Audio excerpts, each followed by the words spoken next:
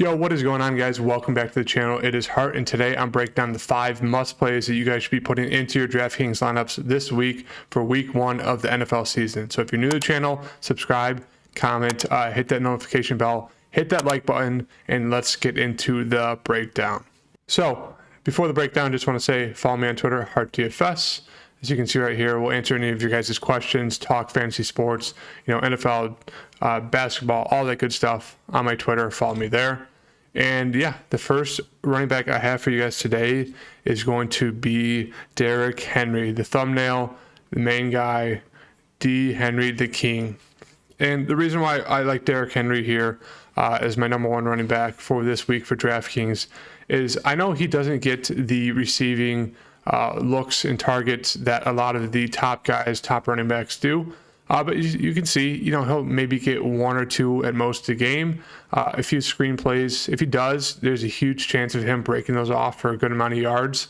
He's pretty good at that. I know they don't target him a lot, but I do think they're going to rely on him more, especially with A.J. Brown being gone. I know they brought in Robert Woods. They have Treylon Burks on the outside. He's a rookie. I just do think their offense has always been running through Derrick Henry, but I think even more now they're going to rely on him. I expect close to 25, if not closer to 30 touches this game.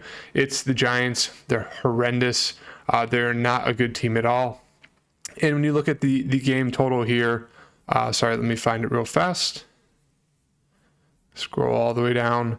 The Titans are favored by 5.5. It's a 44 game total, which is kind of low, but that kind of plays into the Titans' game plan. Their game plan is run it to Derrick Henry whenever they get close to the goal line. It's pretty much a lock for Derrick Henry to score a touchdown, and that man averaged about 25 fantasy points per game last year. So although he doesn't get as many receptions as we'd like, he's a surefire lock to at least get you 20 fantasy points in this game. He has no competition behind him. I know a lot of the guys on the board for this week, there's a big question mark on if they're going to get the main workload, if they're going to split carries. I don't want to deal with that. I want to deal with a true running back, Derrick Henry, who's going to play smash mouth running, and just go out there and get 30 touches and just completely destroy this terrible, terrible Giants defense. He's my number 1 lock of this week. Now, the second running back I have for you guys is going to be, where is he? Alvin Kamara. Kamara, potato, whatever you like. The reason why I like this is due to obviously the spread. If we look at that real fast, 1 p.m. So New Orleans ATL should be right here.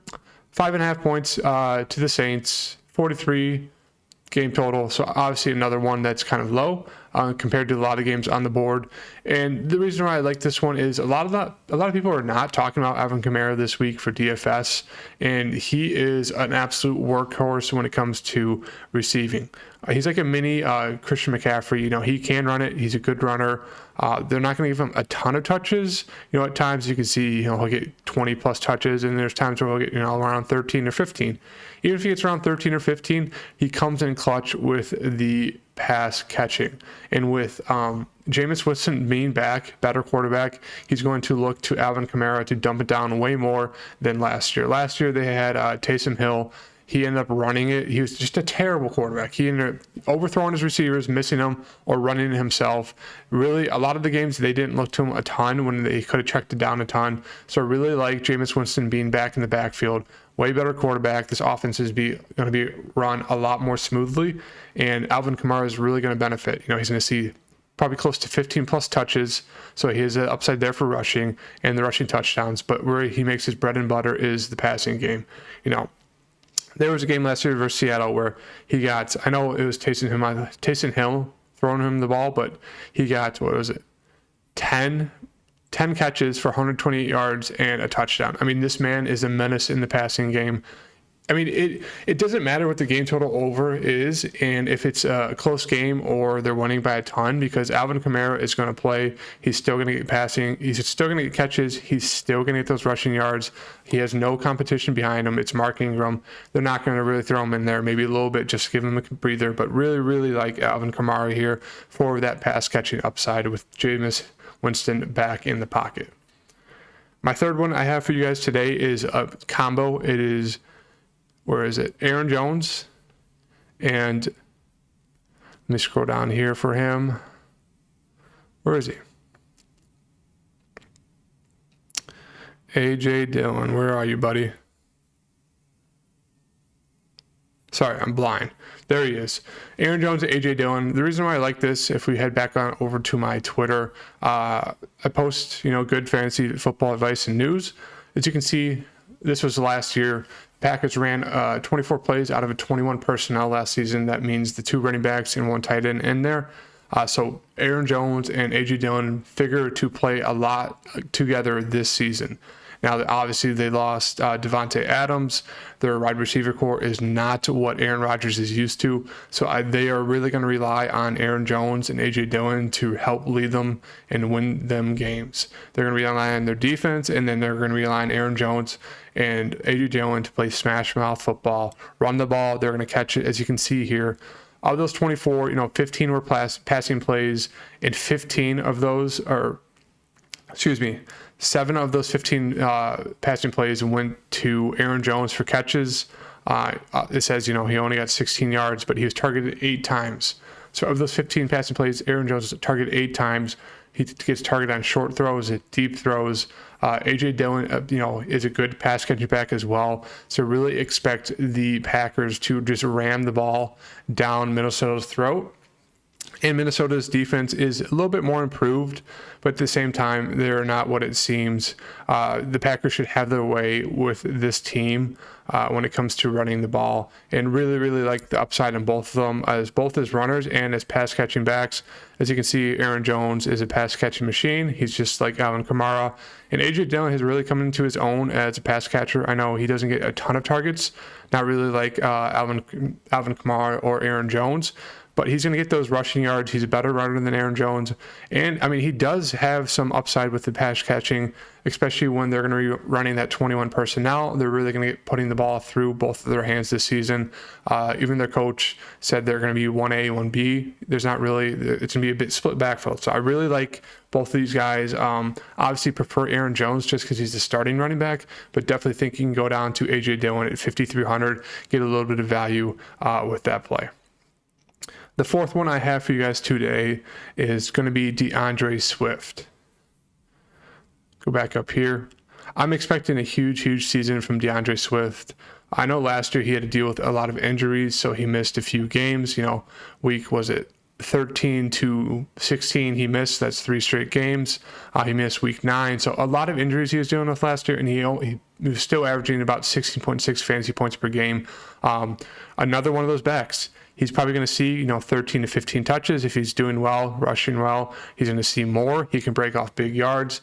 He's fast, explosive, but where he makes his bread and butter, just kind of like the previous backs, is going to be in the receiving game. I expect him to see multiple targets throughout this game. It's going against Philly. They got embarrassed last year by Philly, I think by like 35 points, if not more. There's a huge game total on this game. Let's go to it real fast. 48.5, you're going to want a piece or two from this game. I know a lot of people are going to be targeting the Eagles side. The Eagles are expected to, win by 4.5 according to Vegas. So really, really like DeAndre Swift. Even if they're losing, they're going to have him in there because he's a great pass catching back.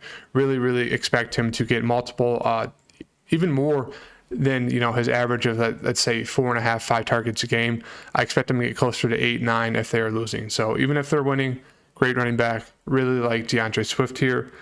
And my final one is going to be, where is he? James Conner. And you guys can kind of get the theme here. It's going to be guys who have really no competition with the backfield. They're really good runners. They're going to see about 13 to 15 running plays, touches per game, if not more. And they're also just amazing at pass catching. James Conner is the 5th one who's going to round out this group of those guys who's, going to see the 13 to 15 touches, but where they make the bread and butter for the 3rd time is in the receiving game. He's going to be a guy who's going to get out there, get multiple receptions a game. Chase Edmonds is no longer on the team. And as you can see, James Conner I think he was, kind of injured a little bit at times, kind of dealing with some injuries, so they weren't giving him a full go. They're kind of splitting him with Chase Edmonds last year. And then towards the end of the season, you can see he really picked it up.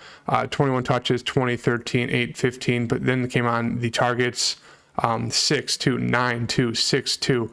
Obviously 2 is not a lot versus the Rams, but their offense is brutal. Kyler Murray's brutal there. But really expect James Conner to be the absolute workhorse.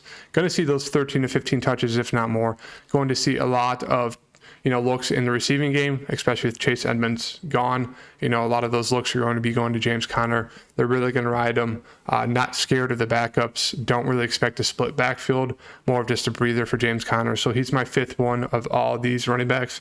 We're all going to see 13 to 15 touches, if not more. But also they all have the opportunity to thrive in the passing game. So these are the 5, especially 5 plus 6 with A.J. Dillon, running backs that you guys need to target for week 1. My special mention goes to Christian McCaffrey. He's obviously a beast. 8,500 is the cheapest. You'll probably get him all year. If he's hurt, he obviously won't be playing. Sorry, let me rephrase that. Going to be the cheapest. You're going to get him all year, 8,500. I think you need to get him in at least 1 or 2 lineups. Now, he's going to carry a lot of ownership, but for good reason. He's the king of running backs who's going to see 13 to 15 touches, if not more, plus about, I'd say, 6 to 8 at minimum targets a game. He's the king of those kind of running backs. The 5 running backs I just went through are like the predecessors to Christian McCaffrey. So really, really like Christian McCaffrey, but I know a lot of people are going to be on him. And I'm not saying a lot of people aren't going to be on these guys. I think they are, but for good reason. It's they're the kings when it comes to running and catching the ball out of the backfield. So lock these guys in, and I'll see you guys in the next video. Peace.